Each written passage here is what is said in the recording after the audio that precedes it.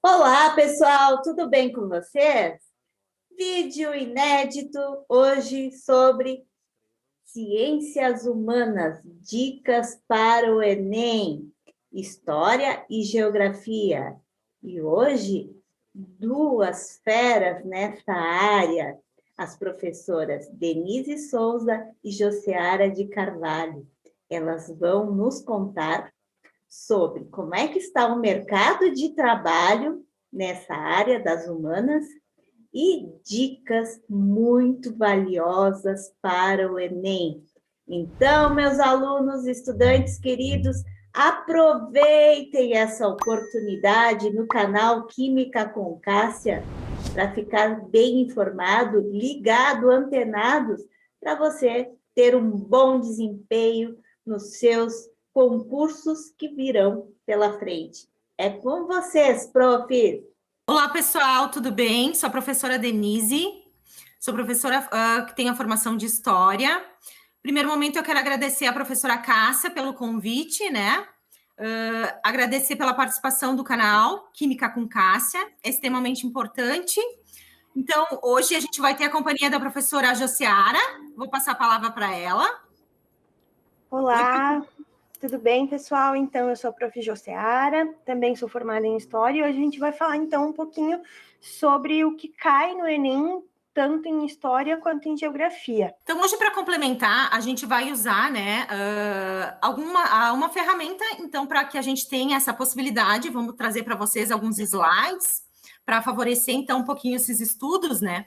O Enem, ele vai unir as áreas, principalmente a área das ciências humanas.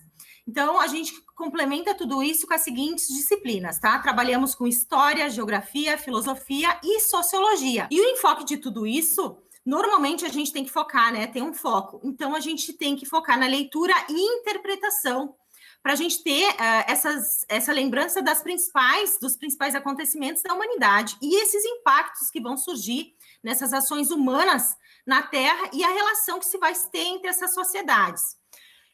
No entanto, a gente tem que lembrar que vamos ter que formular uma maneira, uma estratégia, né, de estudos.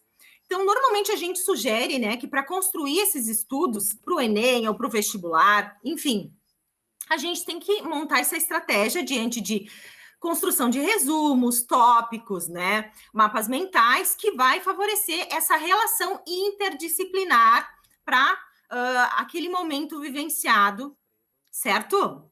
Então, o nosso enfoque hoje, né, Prof. Jô, é a leitura e a interpretação dos enunciados das questões. Contudo, a gente tem que lembrar também que nas disciplinas específicas da nossa área, o enfoque também é imagens, tabelas, as problemáticas em si, né? Então, com toda essa análise, ela é essencial. Então, a gente vai ter as cartas também, charges, que normalmente vêm acompanhados dos enunciados, né? Que vai nos favorecer ter uma assertividade. Um fator que é determinante também, que a gente tem que enfocar, dentro principalmente da geografia, é o determinismo geográfico. O que seria o determinismo geográfico? Que é quando tem uma questão, um enunciado, que vai dar um enfoque, né? Um exemplo, a pobreza no sertão nordestino influencia economicamente nos dias atuais. E vai dar o determinismo a partir do momento que nos dá um indicativo, então, que a seca é um dos fatores que vai ser determinado para a nossa resposta. Só que, quando a gente vai fazer essa leitura e essa interpretação, elas nos dá um indicativo errado. Por quê? Porque vai dar um fator climático, a seca, certo? A seca naquele momento foi um fator que vai determinar a nossa resposta. E está errado por quê? Porque não foi somente esse fator que é determinante para a pobreza nessa região. E sim, nós teremos que fazer uma relação dentro do contexto geográfico, sociológico, momentâneo, né? Fator historiográfico, porque a gente vai ter influências históricas, como o coronelismo, a aristocracia que se teve, questões fundiárias que se teve também, que vão influenciar não só naquele momento, mas também vai nos trazer as consequências. Claro que o fator da seca é um potencializador, mas não é o único que vai determinar a nossa resposta. E isso vai favorecer, a partir dessa análise, que nós tenhamos, então, né, uma maior assertividade na resposta. Então, é super importante que a gente foque na leitura e na interpretação e não nos deixe ser induzido por um único fator determinante que está nos dando indicativo na questão, que ali nessa questão que a gente fez análise, era a questão da pobreza, que vem relacionada a fatores climáticos dentro da geografia. Certo? Vou deixar a Prof. Jô também complementar um pouquinho dentro da área da história, para a gente poder fazer uma amplitude dentro da nossa análise. Bom, como a Prof. Denise falou, então é muito importante que se foque na leitura e principalmente na interpretação, porque, por exemplo, muito mais importante do que a gente saber que a Revolução Francesa aconteceu em 1789 na França, é importante a gente conhecer os fatos, é importante a gente conhecer o processo como isso se dá. Então, ler e interpretar a questão é de extrema importância. Então, essa interpretação ela é muito mais importante do que tu lembrar datas e personagens principais dessa história, né? E as ciências humanas como um todo, dentro do Enem principalmente, mas também dentro de vestibulares, ela tem alguns pontos bem específicos, assim, tanto dentro da história, quanto dentro da geografia, da sociologia, da filosofia, que ela busca, então, pontos específicos. Por exemplo, tratar sobre as questões éticas, quando os portugueses chegaram no Brasil, como se deu o contato, os primeiros contatos entre esses seres humanos, entre essas pessoas de culturas tão diferentes, e qual é o ponto ético disso. Trabalha também a questão da luta por direitos, tem muitas questões sobre esse enfoque aí, com esse foco de luta por direitos, as mudanças sociais, principalmente dentro da geografia, ele trabalha bastante todas essas mudanças sociais e dentro da história também.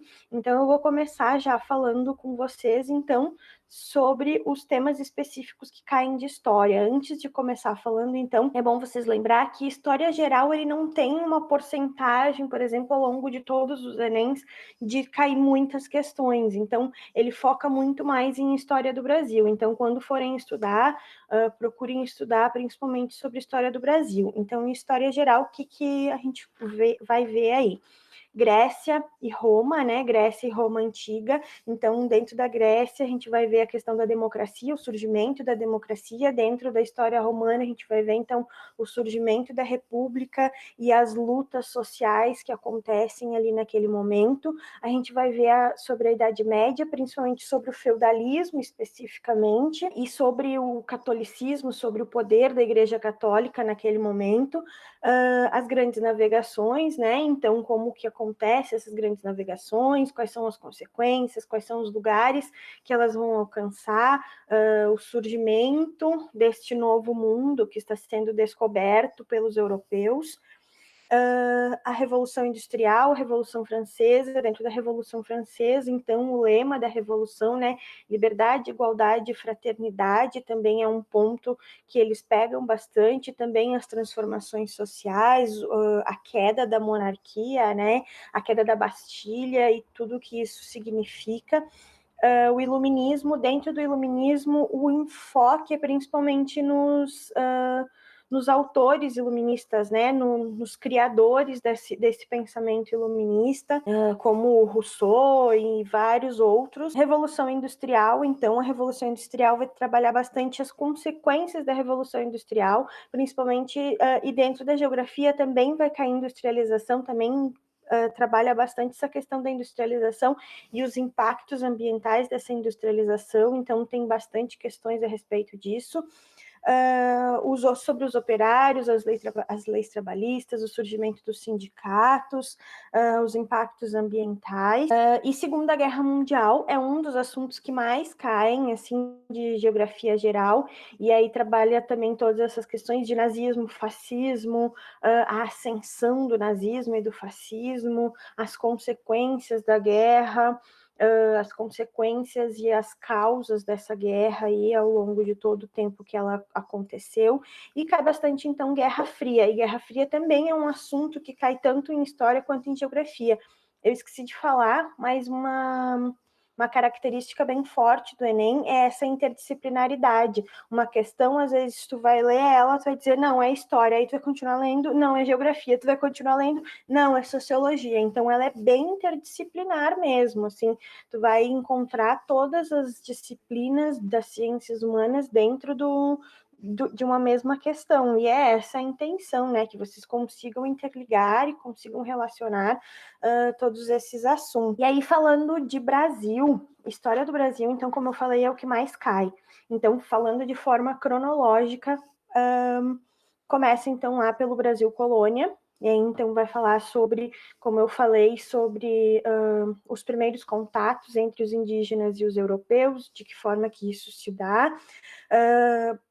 Algumas vezes também tem questões sobre a história dos povos indígenas, e aí vai falar sobre a crise muitas vezes vai ter questões, então, sobre a crise do Brasil colônia, a crise do colonialismo, e aí o processo de independência do Brasil. O processo de independência, então, não é só o Brasil se tornou independente no dia 7 de setembro de 1822, não é só isso, vocês têm que entender todo o processo, quando ele começa, quais são os personagens envolvidos, quais são as consequências, o que acontece ali, é isso que vocês têm que estudar, é nesse foco que vocês têm que pegar, muito mais do que saber que 7 de setembro é feriado porque é a independência do Brasil. Brasil Império, então, vai falar de primeiro reinado, período regencial, que é quando, então, acontece aquela transição, então, entre o Dom Pedro I e o Dom Pedro II, e aí o Brasil fica sem imperador.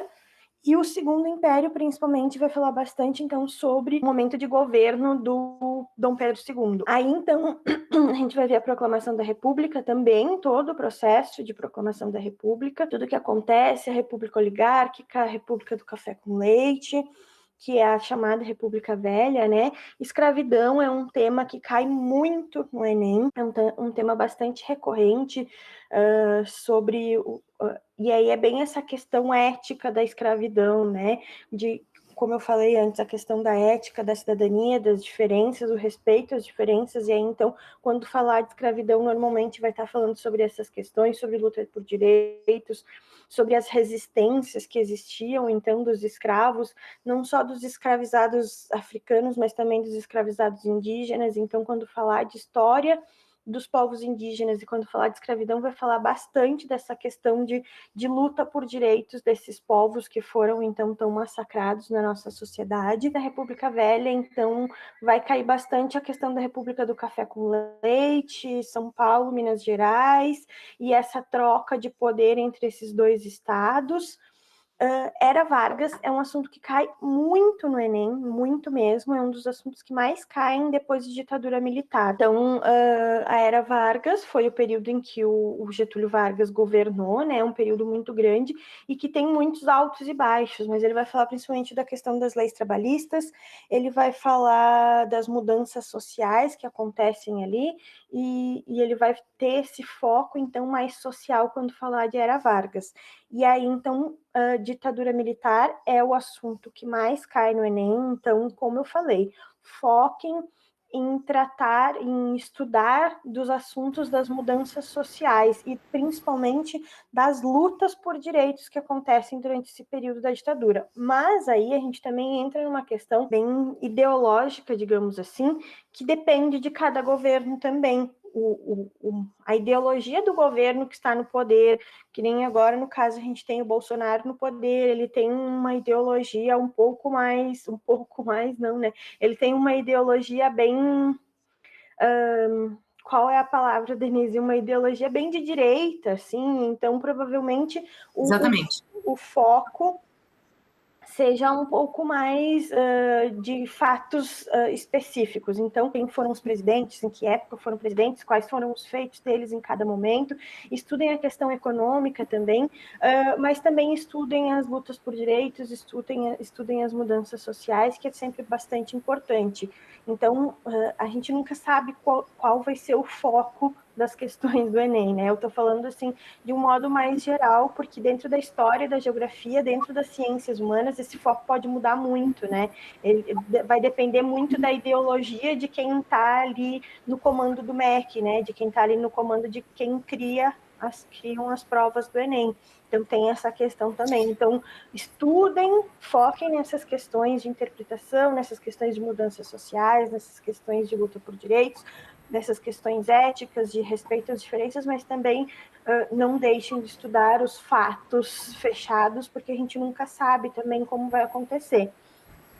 Exatamente. Para complementar tudo isso, né, Prof. Jô e Prof. Cássia, a gente tem que lembrar que a geografia, a história, enfim, a sociologia e a filosofia, ela não é padronizada, ela não pode ser padronizada. Por quê? Porque depende muito do sistema que está vigente, né, naquele momento. O que a gente pode padronizar são as maneiras de se estudar, né, para a gente ter as estratégias, né, para o melhor desempenho. Então, a gente pode ter caminhos, ferramentas para utilizar para a gente ter um entendimento melhor e para ter um índice melhor assertivo. Então, a gente pode, né, decorrente de tudo dessas análises, se deter muito na interpretação e na contextualização de tudo isso. E lembrem, quando fizerem essas contextualizações, essas análises, relacionem as disciplinas de ciências humanas. E até em alguns momentos, a gente vai precisar de outras áreas de conhecimento, como a matemática, por exemplo. Mas, principalmente, a gente vai estar sempre unido com as áreas das linguagens, porque a interpretação, a contextualização, ela vai estar interligada com linguagens também. Então, a gente nunca caminha sozinha na nossa área, né? Então, é super importante a gente montar estratégias de defesa para a gente ter uma linha de pensamento, né, mais assertiva aí. Então, vamos continuar lá dando as nossas diquinhas, né, de geografia.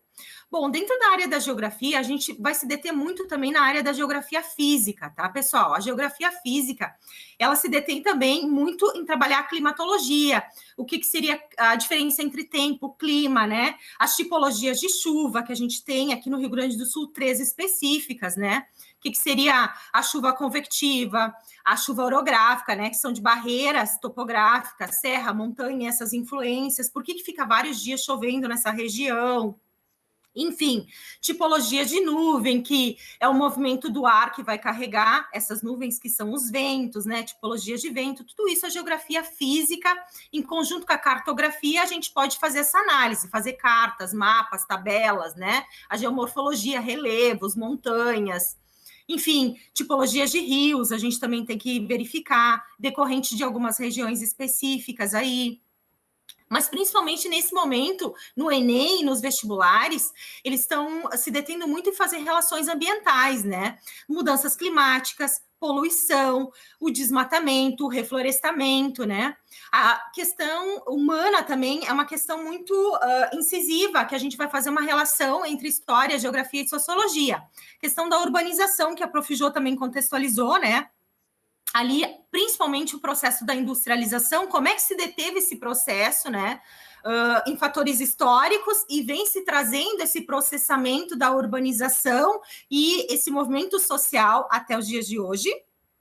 Posso só fazer uma complementação, então? Claro. Essa questão da industrialização, ele foca bastante nas fases da industrialização, assim como dentro da globalização, ele vai falar de primeira fase, de segunda fase, terceira fase, ou primeira revolução, segunda revolução, terceira revolução, e normalmente ele foca na revolução que a gente está vivendo atualmente, que é a questão da robotização. E essa questão, então, é a revolução técnico-científica, né? Técnico-científica informacional. E vai trabalhar, então, a tecnologia, vai trabalhar a questão da ciência dentro das indústrias, né? E vai trabalhar as informações, né?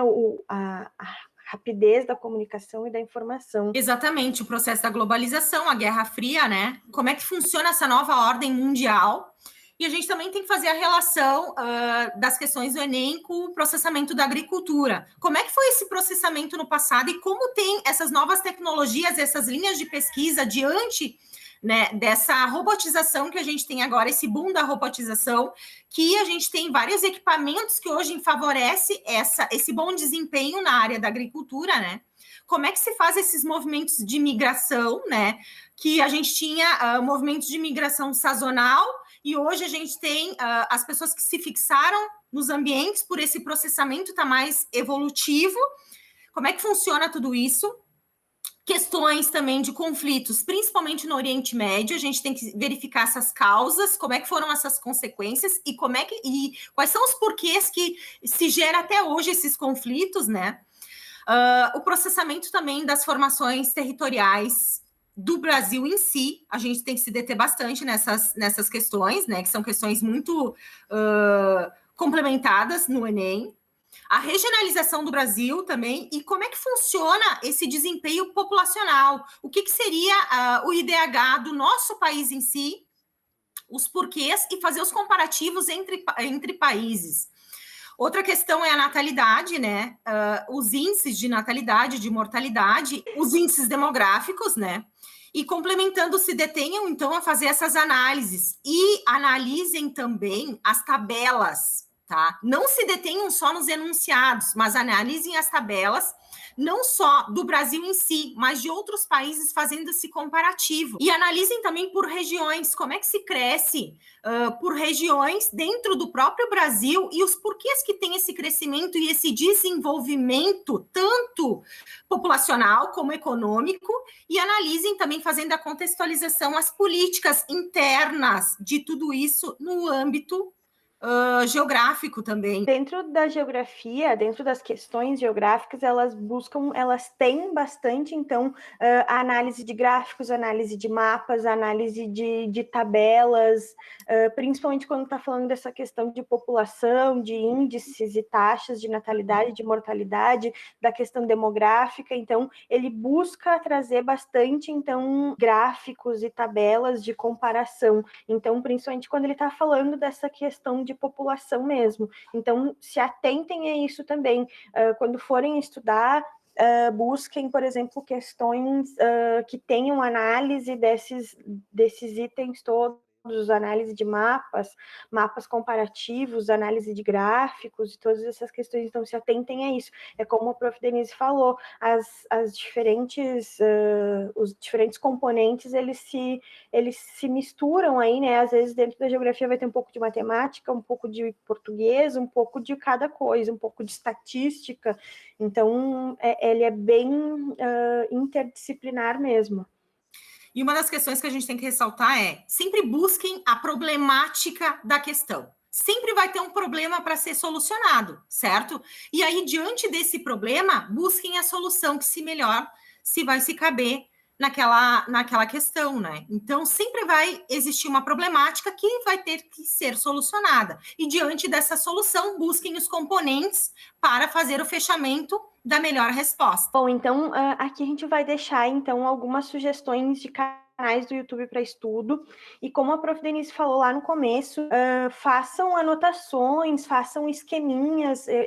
Eu, por exemplo, cada um tem a sua maneira de estudar, né? Mas é uma maneira que eu tenho de conseguir gravar bem as coisas e conseguir estudar e lembrar de tudo, é fazendo esquemas, fazendo mapas conceituais, colocando por tópicos ou elencando, fazendo desenhos e coisas que vão fazer com que eu relacione melhor. E esses canais que eu vou deixar aqui de sugestões para vocês, tem uns canais que eles são gerais, por exemplo, o Descomplica, ele é um canal geral e ele tem um quadro que é o Quer Que Desenhe, e ele faz mapas conceituais, e aí você pode baixar esses mapas e estudar através dali.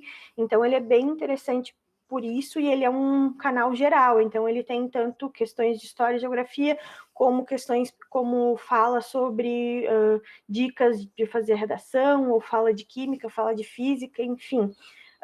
Para a história, então, os canais que eu vou dar como sugestão para vocês, então, é o Se Liga Nessa História, o canal da Débora Aladim, que ela também tem uns esquemas, uns mapas também que são bem legais. O Descomplica, que eu já falei, que daí é um canal geral, que fala de todas as áreas, né? O canal do Brasil Escola, que também é bem interessante, também tem mapas conceituais já prontos para vocês estudarem, e também ele é geral. O ProEnem também é geral. O Nerdologia também ele é focado em história. O Historiarte ele é muito legal porque ele trabalha com desenhos animados, então ele vai falando sobre a história e vai fazendo desenhos animados, vai criando animações sobre a história que está falando, né? Sobre o assunto dentro da história que está falando. O YouTube Edu, ele é um canal, então, que ele pega vídeos de outros canais da área de educação e vai colocando ali também para estudar para Enem, vestibular ou o que quer que vocês precisem estudar. Então, ele também é um canal mais geral. E o Parabólica também é mais voltado para a história, mas ele também tem outros vídeos de outros assuntos que também caem no Enem e vestibulares. Dentro da área da geografia, então, eu coloquei o Brasil Escola, também coloquei o Descomplica, o canal do professor Silvestre, ele vai fazendo, então, os esqueminhas num quadro, no fundo, no final, tu pode tirar um print para te poder guardar essas imagens e tal, para poder estudar futuramente. Pro Enem, que eu já falei, o canal do professor Ricardo Marcílio, que também é excelente. Eu uso, inclusive, tanto o professor Silvestre como o canal do professor Ricardo Marcílio em aula, então eles são vídeos excelentes. E o Geografando com o Rafão. Tu quer falar alguma coisa em relação a essas sugestões? Normalmente esses canais, eles são suportes, ferramentas para auxiliar dentro desses estudos, né? E ele é um facilitador, porque ele usa de dinâmicas que interagem em conjunto, né, com as aulas e com os estudos que vocês complementam. Então, para ficar mais didático e também não ficar tão massivo, maçante, vocês têm esse suporte, essa ferramenta aí sugestiva para os estudos. Levando em conta que vocês estão sempre pela internet, né? E que o canal da Prof. Cássia também está aqui para ajudar vocês, então tá aí alguns canais para vocês também terem como suporte para esses estudos aí. Então, a gente vai também falar um pouquinho sobre o mercado de trabalho, né? Como é que funciona essa área das ciências humanas, né? Dentro da história, especificamente, a gente tem a possibilidade de trabalhar a licenciatura, o bacharelado, né? Que trabalha mais a linha de pesquisa. A licenciatura, ela também vai trabalhar dentro da linha de pesquisa. A gente pode pesquisar, a gente pode trabalhar em empresas também privadas com linhas de pesquisa. Também tem a possibilidade de trabalhar museus, né? Trabalhando a questão de arquivos. Hoje a gente tem a possibilidade não só de trabalhar em arquivos públicos, né? Mas privados também. Esses arquivos podem ser contextualizados em memórias. Então, a gente tem algumas empresas, por exemplo, aqui na nossa região, né? No nosso município, a gente tem a Marco Polo, a Randon, que eles construíram um centro de memória interno, construindo a história da sua instituição. E eles buscam historiadores, né, para fazer essa análise, juntar e unificar essas pesquisas, trazendo consigo a história em si da sua empresa, dos seus fundadores, dos seus colaboradores. Também temos a possibilidade de trabalhar em bibliotecas, né? Trabalhando também diante do arquivamento, análise, contextualização de tudo isso. Dentro da geografia específica, também a gente trabalha a licenciatura. Trabalhamos também a linha de pesquisa na contribuição da sociedade, né? Do meio urbano, enfim, com as principais empresas também a gente tem essa possibilidade, porque há necessidade. A cartografia em si, né? Fazer os planejamentos da cartografia. Hoje está muito em alta o geoprocessamento. O que seria o geoprocessamento? É quando a gente trabalha com o sistema SIG, que é o sistema que ele vai trazer informações da geografia em si, né? E a gente vai trazer essas informações através de imagens de satélites, tá? E aí, diante dessas imagens, a gente pode trabalhar com cartas, tabelas, né? E trazendo uma melhor possibilidade para a construção, num exemplo de uma barragem, né? Então, se a gente tem a necessidade de construir algo nessa cidade ou nessa região, nesse município, a gente tem essa possibilidade usando o sistema SIG dentro do geoprocessamento de imagens. Também a gente vai trabalhar com sensoriamento remoto, que se usa sensores remotamente, né? Que são imagens aéreas que a gente faz, então, o condicionamento de planos de voo, enfim, né, para áreas de agricultura, área agrária, e a gente consegue fazer esse planejamento com os sensores. O planejamento da agricultura, usando, então, todas essas ferramentas, aí a gente consegue fazer análise de produtividade, né, do plantio que se deve ter, do revezamento que se deve ter numa área agrícola, e também podemos utilizar a ferramenta de planejamento urbano, condicionamento de vias, ferrovias, né? Se são regiões que têm a possibilidade de cunho marítimo, também a gente pode ver o distanciamento, tudo isso, a gente também trabalha dentro da geografia. Claro que isso vai ser complementado, né, com conhecimentos básicos do geógrafo, do geólogo, que vai analisar a tipologia de nuvem, tipologias de chuva, decorrente dos ventos, decorrente do clima, tudo isso são fatores naturais, mas que a gente se detém do conhecimento para fazer análise e contribuição dentro dessas áreas aqui das ciências humanas. Certo, pessoal? Então, eu vou agradecer pela participação, espero que tenhamos feito algum tipo de contribuição para os estudos de vocês, e um bom ano, excelente estudos e até uma próxima. Então, quero agradecer a Prof. Cássia pelo convite, então, só reforçando o agradecimento já da Prof. Denise. Quero desejar também bons estudos, espero que também a gente possa ter ajudado vocês de algum modo, e era isso, até a próxima. Tchau, tchau. Obrigada, professoras Josiara e Denise. Meu respeito e admiração por essas duas feras profissionais dedicadas e preocupadas com a área da educação. Muito obrigada mesmo. Os alunos amam essas duas feras aí. Então, pessoal, aproveitem muito bem essas dicas. E se inscrevam, claro, aqui no meu canal Química com Cássia, que você estará sempre bem informado e atualizado de tudo que está acontecendo no mercado de trabalho e para vocês que vão prestar vestibulares e Enem. Beijos, até a próxima!